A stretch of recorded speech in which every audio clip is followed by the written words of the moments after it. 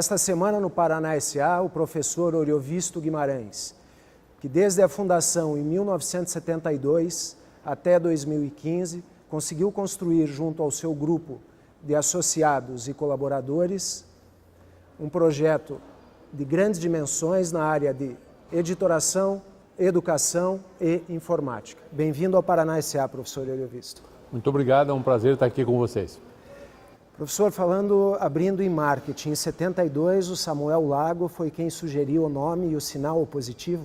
Essa é a história? Essa é a história, é verdade. Nós estávamos numa reunião, íamos fundar um curso preparatório para vestibulares, éramos em 8 professores, e uma certa altura alguém disse, e o nome? Qual vai ser o nome? E assim, do nada. Pronto.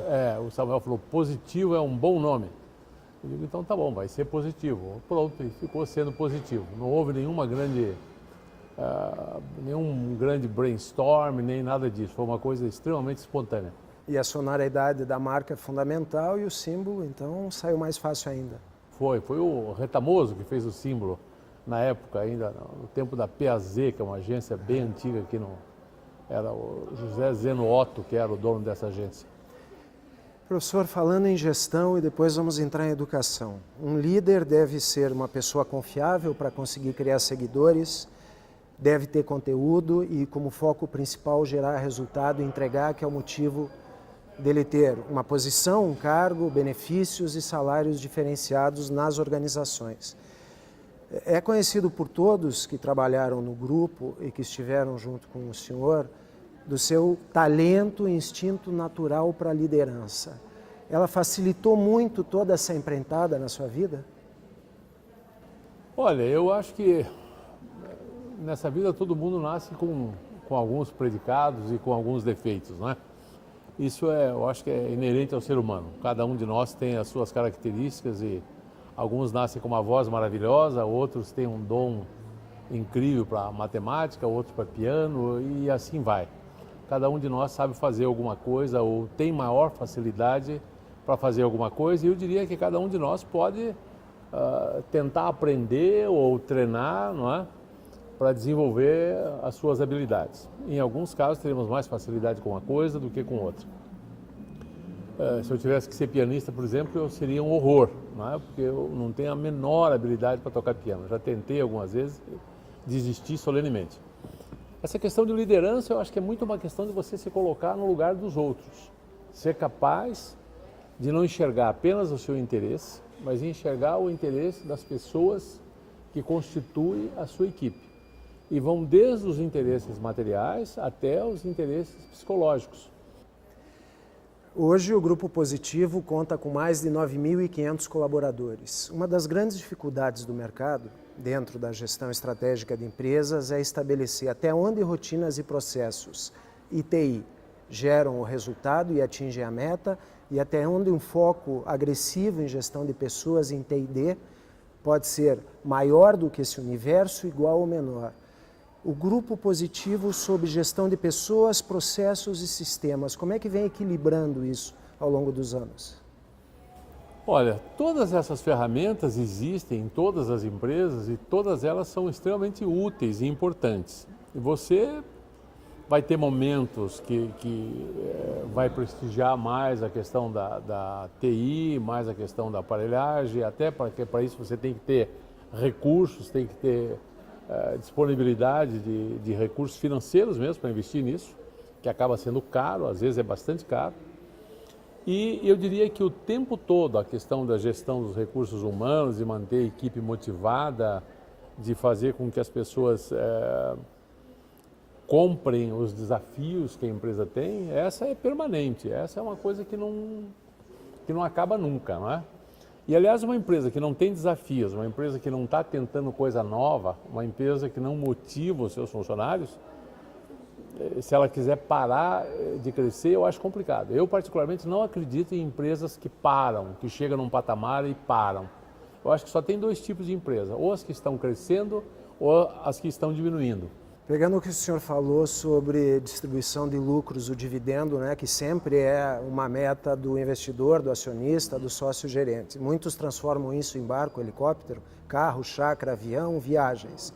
E vocês tiveram esse foco conservador, que tem a ver com a formação de vocês. O senhor como um professor de matemática, originalmente.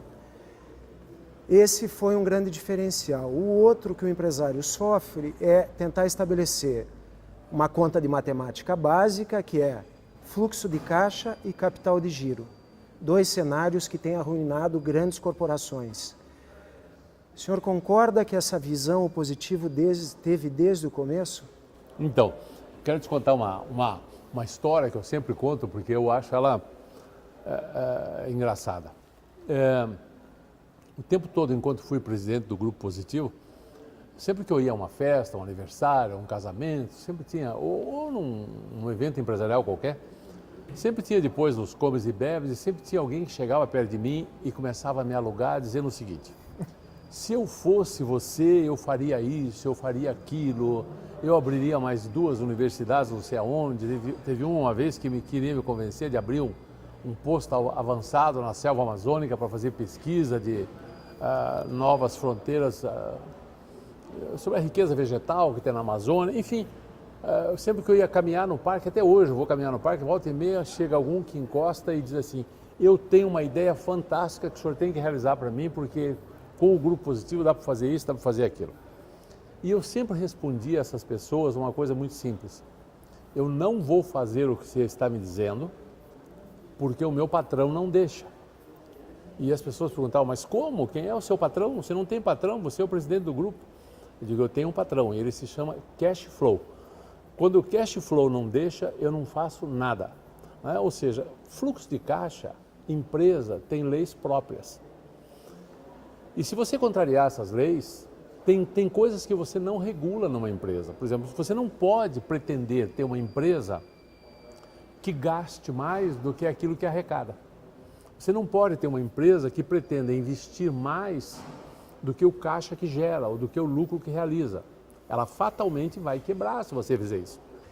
Professor, de 72, quando vocês chegaram à conclusão que 10 dias antes do vestibular vocês poderiam acompanhar o aluno até o momento do vestibular, e já começou ali um diferencial dos 8 sócios na época.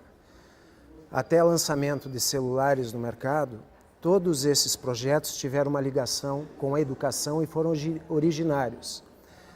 Mas eu queria falar da coragem, que existe muita subjetividade no conceito, e o empreendedor, em algum momento, mesmo com um conselho, com planejamento, com um plano de viabilidade, vai ter que decidir: eu vou ou não vou. Como foi essa análise da coragem do senhor e dos seus sócios nesses anos para empreender de fato? Você diz isso porque você fala só das coisas que nós resolvemos dizer: nessa daqui nós vamos. E ninguém fica sabendo das inúmeras coisas que nós dissemos: nessas aqui nós não vamos. Não é? E é claro que você examina 10, 20, 30, 40 business opportunity, não é? E você decide por 2, 3, até porque a sua capacidade de realização não é tão grande assim. Nós sempre dissemos: ok, vamos, quando toda a análise que a gente fez mostrava que o grupo tinha uma condição ótima para entrar naquele campo, e mostrava que o mercado estava sedento daquele produto ou daquele serviço. Não é?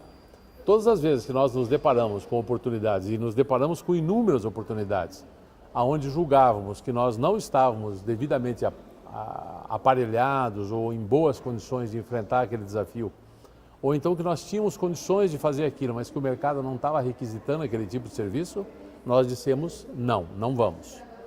E mesmo analisando muito, você sempre corre risco de dar errado. Isso é inerente. Aliás, atravessar a rua tem risco de ser atropelado. Sempre, o risco é uma coisa que não... Você pode e deve avaliar muito bem o risco, mas que você é livre dele, jamais, né? Não tem como. Assim como em 72 vocês tiveram essa ideia que originou todo esse grupo, depois, por consequência, recentemente o superintendente do Sebrae esteve aqui. O Sebrae atendeu diretamente 134 mil empresas no Paraná ano passado. que vão desde de uma pessoa até 8 ou 10 as familiares. Qual é o principal aspecto estratégico para um empreendedor, para um aluno que está na graduação, para um aluno que foi buscar o MBA, que quer buscar a oportunidade dele de empreender? Quais são os principais cenários que ele tem que ter em vista de fato para conseguir tentar atingir esses objetivos? Olha, veja, ainda há pouco você dizia em questão de retorno. Eu acho que, na verdade, a gente não deve confundir o investidor que tem um dinheiro, que já está numa certa idade, que quer aplicar esse dinheiro ou num fundo de investimento, ou em ações pulverizadas, ou em imóveis, ou coisa que valha, para ter um retorno daquele dinheiro que ele já ganhou, com um jovem que está começando, que normalmente não tem gaita, não tem dinheiro, que foi o nosso caso, nós não tínhamos um centavo. Tivemos que fazer, tinha um sonho, e tinha que tomar dinheiro emprestado no banco numa época que o juro era muito caro. E eu me lembro que eram 10 mil cruzeiros na época que cada um tinha que tomar emprestado, porque ninguém tinha os 10 mil. E nós brincávamos, inclusive, que se não desse certo a gente tinha que fugir para o Paraguai, porque não ia ter como pagar aquilo. Felizmente deu certo, a gente pagou, estamos aí até hoje, tudo bem. Mas o que você... Por exemplo, para esse que já ganhou dinheiro, que só quer investir, tem um monte de conselheiros, especialistas e tal, eu não vou falar para esse. Eu quero falar para o jovem, para quem está começando, para quem não tem grana. Para quem está fazendo sociedade de talento, para quem está acreditando no próprio talento e que quer montar o seu próprio negócio. Entrando na educação, países como Finlândia, Canadá, Coreia do Sul, Japão, próprios Estados Unidos, têm destaques internacionais anualmente no ensino básico, médio e fundamental. A Finlândia deu um depoimento ano passado, o Ministério da Cultura da Finlândia, dizendo que apesar da tendência, tecnologia, inovação e criatividade, que é fundamental, todo o esforço do governo finlandês é em cima do professor e da qualidade do conteúdo, não do tamanho do conteúdo, o excesso de conteúdo. É um bom caminho que o brasileiro poderia seguir ou já vem seguindo? O que é o cenário da educação aí para frente no Brasil? Olha, o cenário da educação no Brasil eu acho que está intimamente ligado ao próprio destino do Brasil como um todo, né? Nós vivemos um momento difícil, né? Particularmente nesse momento que eu converso com você hoje, de 19 de fevereiro, né? Ontem o ministro da Educação pediu as contas, foi para o Congresso, se indispôs com todo mundo, né? Não deu para avaliar esse ministro, não sei bem ao que ele veio, foi muito rápida a passagem, não posso falar nada dele. A única coisa que ele fez que eu não gostei muito foi a questão do FIES, que resolveu punir os estudantes por uma atitude que ele atribuía às universidades. Quer dizer, eu não posso punir você por uma atitude que eu atribuo a outra pessoa. Me parece um erro de lógica brutal. Mas, enfim, em que caminho anda a educação brasileira? Eu sou um otimista com a educação e com o Brasil. Demora, mas eu acho que nós vamos ter que encontrar o caminho, né? E o caminho é educação em tempo integral, o caminho é esse mesmo, valorizar os professores, sobretudo conseguir professores com talento, né? Você estava falando em Finlândia e em outros países, eles têm programa para detectar os melhores alunos já no ensino médio e dar toda a assistência a esses alunos e tentar influenciá-los para que eles sejam professores. Existem inúmeras experiências a esse respeito, não só na Finlândia, nos Estados Unidos, em muitos outros países, mesmo aqui no Brasil temos experiência. A qualidade do professor interfere brutalmente com o desempenho do aluno. Quanto à quantidade o tamanho do currículo, realmente não é isso. Existe uma coisa é você ensinar, outra coisa é o aluno aprender. Eu acho que a escola tem que ser medida por aquilo que o aluno aprende e não por aquilo que o professor disse que ensinou.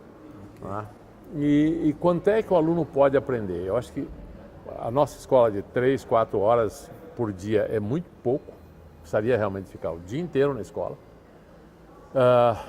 E insistir, resolver muitos exercícios, fazer com que o aluno fosse mais agente do seu aprendizado do que um depositário de ideias prontas, né? As receitas são sabidas, os educadores sabem como fazer uma boa escola. Tem muita gente no Brasil que sabe como fazer uma boa escola e existem muitas boas escolas no Brasil. O nosso problema como nação é uma política que replique com dinheiro público essa escola para toda a população. Uma das grandes universidades que está entre as 10 mais bem avaliadas anualmente é o Instituto de Tecnologia de Massachusetts. E eu lembro da história do computador de $100, que foi um verdadeiro fiasco e que nunca aconteceu.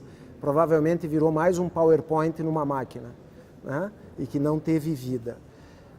Esse caminho da tecnologia, dessa era de mobilidade, não do notebook nem do tablet, mas do smartphone, a educação vai ter que focar para o que está acontecendo nesse minuto na cabeça do aluno de graduação ou de quem está entrando? Olha, eu acho que a questão é a seguinte. Eu me lembro que quando eu estava fazendo o grupo escolar, aquele tempo se chamava grupo escolar, havia um debate incrível se podia usar máquina de somar, né? Que era aquelas facetes, manivelinha ou não, né? Se a gente tinha que aprender a somar no lápis e no papel só, né? Ou se podia usar a máquina de calcular ou não. E esse debate sempre existe como se a tecnologia, como se as máquinas fossem ocupar o lugar do cérebro das pessoas. Decididamente, máquina nenhuma vai ocupar o lugar do nosso cérebro. Às vezes eu vejo gente muito preguiçosa dizendo, não, vamos fazer um chip que vão implantar na tua cabeça e você vai poder falar várias línguas. Olha, pode até ser que façam tal coisa, não sei, acho meio maluco, mas mesmo que fizesse não teria muita graça, né? Porque eu acho que a grande felicidade do ser humano é ser capaz de crescer em espírito, né? Crescer em cérebro, ser capaz de dominar conhecimento. Então, por mais que você tenha computador, por mais que você tenha smartphone, por mais que você tenha televisão, por mais que você tenha internet, essas coisas todas, eu sempre me pergunto o seguinte, você receber informação é uma coisa, você decidir o que fazer com a informação é outra bem diferente. É outra bem diferente. Então o ser humano vai continuar tendo que ser preparado sempre. E a escola precisa não ser um museu onde ela fique desatualizada e menos interessante do que a vida do dia a dia. Se antes sentar na cadeira e escutar o professor contar como é que era o formato do mundo era interessante, hoje não é mais. A escola hoje tem que fazer esse aluno elaborar informações, trabalhar com informações. Mas as obras clássicas, a cultura, o conhecimento, isso nunca vai ser substituído por máquina alguma. Professor Oriovisto, eu gostaria de agradecer a sua presença aqui no Paraná S.A. Foi uma conversa inspiradora, como sempre são os seus depoimentos. Obrigado. Paraná S.A. entrevistou o professor empresário Oriovisto Guimarães. Voltamos a semana que vem com mais um agente de transformação do nosso estado e do Brasil. Obrigado e até a próxima.